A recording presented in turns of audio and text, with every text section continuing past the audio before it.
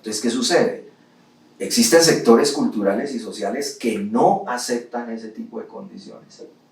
Entonces, lo que tiene que existir aquí es unas herramientas que las más óptimas y las más seguras, con el propósito de darle una plenitud a ese reconocimiento del es y estar, es un tener.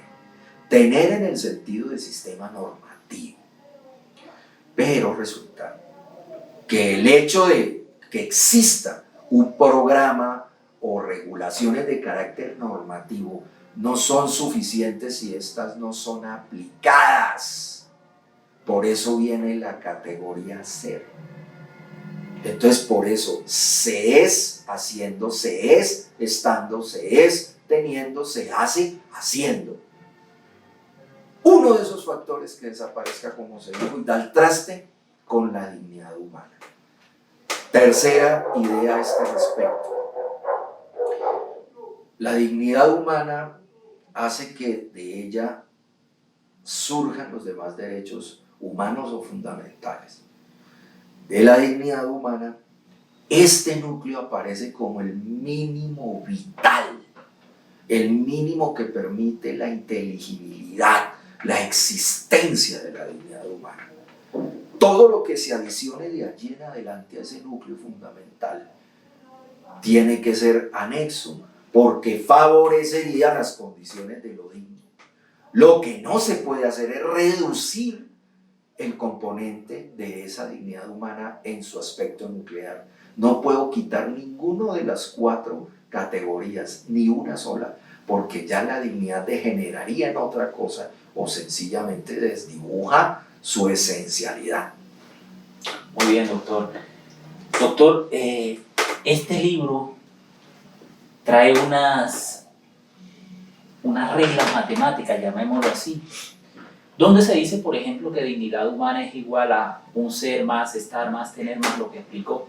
¿Qué significan esas reglas matemáticas que usted plasma allí? ¿Para qué son? Bien. ¿O se pueden despejar si uno las quiere hacer matemáticamente? Matemáticamente, no. Bueno, la idea de las ecuaciones aritméticas, o como se denominan allí frecuentemente, son ecuaciones jurídicas o ecuaciones normativas o fórmulas constitucionales, que se asemejan, por supuesto, a la idea de formulaciones de carácter matemático en materia de ecuaciones. Bueno, al respecto hay que decir lo siguiente. 1. No tiene nada que ver con esa lógica formal y estricta, axiomática, de las disciplinas relacionadas con esa ciencia formal que es la matemática. 2. La idea de las ecuaciones o fórmulas jurídico-constitucionales únicamente implica la suma, la resta, la división o incluso alguna razón de tipo exponencial, única y exclusivamente para condensar, resumir, sintetizar las ideas que fueron plasmadas en el respectivo capítulo. Entonces, cuando uno dice dignidad humana, es igual a ser más estar más tener más hacer. Es simplemente una síntesis. Usted no podría tomar la dignidad humana y dividirla, si se quiere.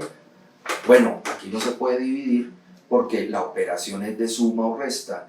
En la ecuación no podría hacerse, pero no podría llegar a establecer la dignidad humana y tomar uno de los extremos de la ecuación, por ejemplo, el hacer, y ponerlo al otro extremo de esa fórmula o ecuación y decir, por ejemplo, dignidad humana menos hacer es igual a hacer más, estar más, tener. No podría en principio hacer eso.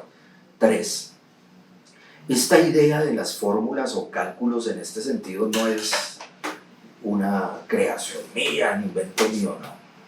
Es quizás una copia imperfecta, atrevida, no sé si irresponsable, ya ustedes juzgarán, pero desde la primera vez, doctor Rómulo, que yo vi esto me impresionó muchísimo. Miren que, por ejemplo, se ha intentado, sobre todo en la modernidad, las noticias que tengo yo de la modernidad, matematizar el derecho, las normas jurídicas. Es más, Napoleón pensó y estaba convencido, y la jurística exegética del siglo XIX, del Código Civil francés de 1804, ellos estaban absolutamente convencidos que su Código Civil parecía un manual de ciencia. ¿Por qué? Porque trataron de copiar las estructuras científicas, las reglas y principios científicos a la manera como cualquiera de esas disciplinas lo hacía, redactando leyes de la naturaleza que se llamaban mnemotéticas o nomológicas, ¿sí? Y el pensamiento napoleónico llevó eso al Código Civil. Entonces, resulta que ellos pensaban que la codificación de las relaciones civiles del pueblo francés, con pretensiones de llegar al mundo, en ese momento al pueblo francés y al europeo, eran fórmulas jurídicas parecidas a las de la ciencia. Ahora ustedes dirán, pero ¿qué parecido tiene a la ciencia si las fórmulas de la física y ecuaciones matemáticas son simbólicas? Lo que sucede es que en ese momento del tránsito del siglo XVIII al siglo XIX, apenas se estaban formalizando esquemas complejos de fórmulas como las entendemos en el mundo moderno, en el mundo contemporáneo. Para esa época se enunciaban las reglas como teoremas, corolarios, axiomas, principios, ¿sí? Eran de esa manera, muy parecida a un enunciado. Por ejemplo, todo cuerpo arrojado hacia arriba inevitablemente cae, se redactaba de esa manera, no a través de las fórmulas newtonianas que después en el siglo XIX fueron utilizadas con mayor asiduidad, sino que eran así, definidas con lenguaje, no con letras ni números. Entonces, por eso fue que Napoleón copió ese esquema, por eso las normas del Código Civil son así. Y eso no se había visto, salvo en el Corpus Juris Civilis de Justiniano, ¿no? Que condensó Justiniano. Entonces, decía que las fórmulas son una copia, imperfecta o no, no lo sé, por la siguiente razón: auscultando en la historia del derecho, que me apasiona bastante, la historia en general, no exactamente la historia del derecho, sino la historia en general, me di cuenta, por ejemplo, que Jean Domat, un civilista francés, había tratado de reglamentar a través de su explicación del derecho civil natural, él era un civilista jus naturalista, matematizando, es decir, tratando de llevar a fórmulas lo jurídico. Lo mismo hizo Leibniz, es un opúsculo que no he podido encontrar ni en alemán, en el cual se ha hecho mención a Leibniz, intentó hacer una geometría del derecho. No lo logró, él pensó hacerlo, no le alcanzó la vida para eso.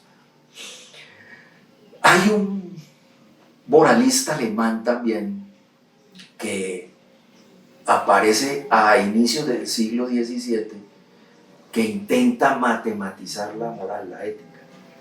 Mire que ha habido intentos allí, pero vamos al campo jurídico. En la Prusia del siglo XIX, después de la mitad de esa centuria, el autor de El fin del derecho, la lucha por el derecho, hombre, se me olvida, bueno, que fue discípulo al principio de Carlos Federico von Savigny, luego hizo parte del movimiento de la jurisprudencia de conceptos y terminó con una jurisprudencia teleológica. Rudolf von Jhering. Rudolf von Jhering tuvo esos tres periodos: como discípulo de Savigny, como miembro de la jurisprudencia de conceptos y como fundador de la jurisprudencia teleológica o finalística. Resulta, doctor Rómulo, que Jhering, el segundo de la jurisprudencia de conceptos, llevó la formalización del derecho, el positivismo de lo jurídico hasta los extremos. Él hablaba en ese entonces de química jurídica. Llegó el siglo XX, naturalmente eso fue cambiando, Hay un brasilero, no recuerdo en este momento el nombre, y un alemán en los años 30, un austriaco de apellido Reichner, que intentó matematizar en los años 30 la forma de lo jurídico. Entonces, a partir de esas ideas fue que yo simplemente tomé eso como referente para resumir. La fórmula es estática. ¿Qué significa eso? ¿Qué me puede despejar? He hecho los intentos. Una de mis frustraciones no haber sido un físico ni matemático, y hago como autodidacta los ejercicios, y realmente pues hasta ahora unos resultan, otros no tanto. Quizás haya una falencia en el conocimiento, quizás todavía muy reducido, de lo que se tiene en el ámbito de las matemáticas. Teniendo presente las ideas que anteceden con relación a las fórmulas constitucionales o ecuaciones jurídicas, se deben entender única y exclusivamente como un modelo de resumen, no más. No tiene ninguna otra pretensión. Listo. Doctor, el proceso ético constitucional, al cual se hace referencia, por supuesto, en el texto que estamos estudiando, ¿qué significa ético? Y usted le agrega rayita constitucional. Entonces vamos a partir de las siguientes ideas para explicar lo ético, moral, constitucional. Vamos a involucrar lo moral de una vez. Vamos a originar estas ideas que nos van a permitir enfocarnos en la claridad de esa temática. 1. Lo ético y moral aquí significa lo ético y moral racional y razonable. Para que ustedes tengan una idea, lo ético, racional y razonable es el principio de igualdad. Es el principio de la libertad, siempre que no se cause detrimento a una libertad correlativa. La solidaridad, ¿no es cierto?, es un paradigma ético. El trabajo es otro ejemplo de carácter ético. Ético, racional y razonable, estoy manifestando. El discurso, la posibilidad de ser oído, es una manifestación de lo ético, moral, racional y razonable. En el mundo contemporáneo nadie puede ser silenciado a la fuerza. Nadie, absolutamente nadie, por su sola condición de ser humano, se tiene el merecimiento de decir. Y quien dice, pues correlativamente, aspira a ser ¿qué? Escuchado, porque si solamente dice individualmente, pues es un soliloquio, un solipsismo, un monoloquio allí que no tiene absolutamente ninguna trascendencia social. Entonces, lo ético y lo moral, racional y razonable es precisamente todo el paradigma o el modelo, el contenido de forma y materia del bloque de constitucionalidad, por ejemplo, en Colombia. Todo lo que se encuentra allí es porque resulta valioso. Y siempre lo que se compara en términos generales como lo bueno o malo, como lo que garantice buena vida o mala vida al ser humano, degenera, en el buen sentido de la palabra, en un problema ético, en un problema moral, pero no en un problema ético-moral de carácter prejuicioso, histórico, de creencia, religioso, de ciertas creencias de agrupaciones o colectivos, no, sino que es una ética, una racionalidad de lo moral, como ha sido, por ejemplo, formulada, y ya me había referido a eso solo enunciándolo, por ejemplo, a la ética comunicativa de Habermas y de Appel, a la ética de la comprensión de Adela Cortina, a la ética de la compasión también de esta autora. Si vamos más atrás, a la ética y moral de la benevolencia de David Hume, de Adam Smith, a la ética de la empatía o simpatía, esa sí de David Hume. Me encanta esta de Hutchinson, que es un filósofo inglés que fue el tercer conde de Shaftesbury, que es Anthony Ashley Shaftesbury Cooper. Él hablaba del rescate de algo que las disciplinas de la ciencia del siglo XVI y XVII habían dejado de lado, que eran las creencias morales. Entonces rescata a Shaftesbury, el tercer conde de esa población, de esa región inglesa, y dice, hay que volver y rescatar el tema de lo humano para humanizar en términos de lo que él denominó el sentimiento moral. Pero un sentimiento moral más allá, estamos hablando del siglo XVII, más allá de los prejuicios, en ese caso religiosos, más allá del luteranismo, más allá del calvinismo, más allá del anabaptismo, más allá del anglicanismo.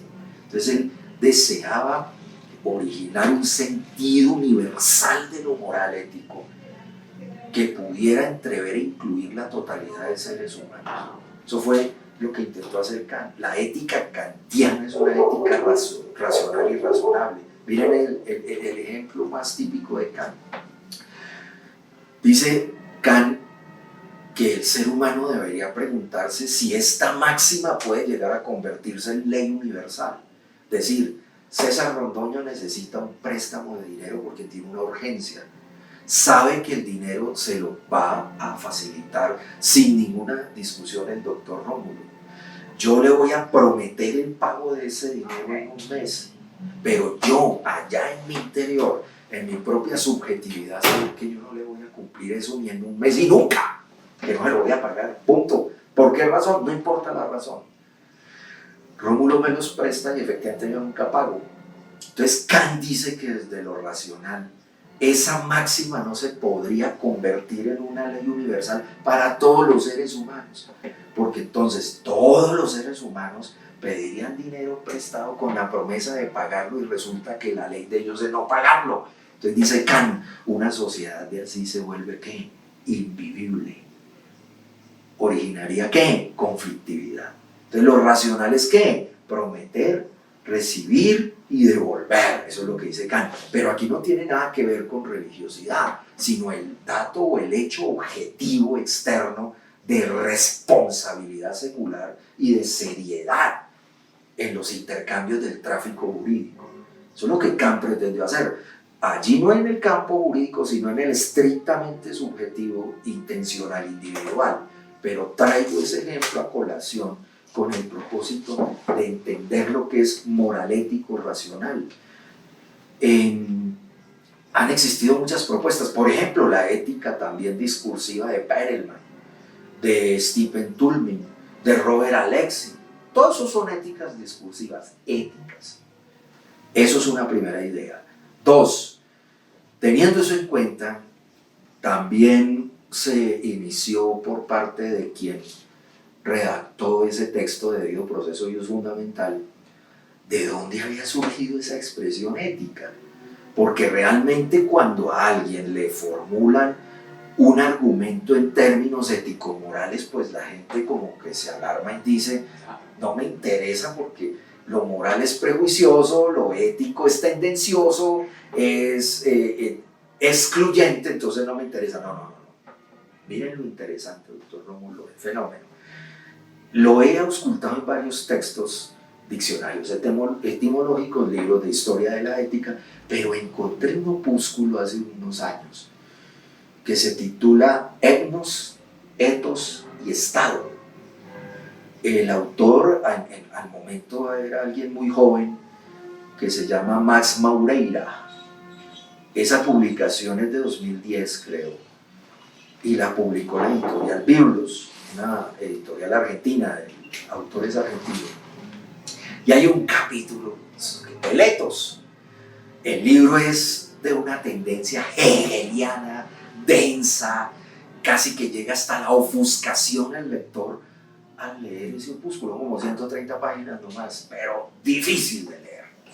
Pero me divertí mucho cuando leí la parte de ética, porque confirmó algunas extracciones e ideas y apuntes que tenía yo en relación con eso. Cuenta Max Maureira lo siguiente, que ética tiene 3 orígenes en Grecia. La primera, una ética que se escribe de esta forma. Permítanme, Por supuesto. yo lo voy a escribir aquí.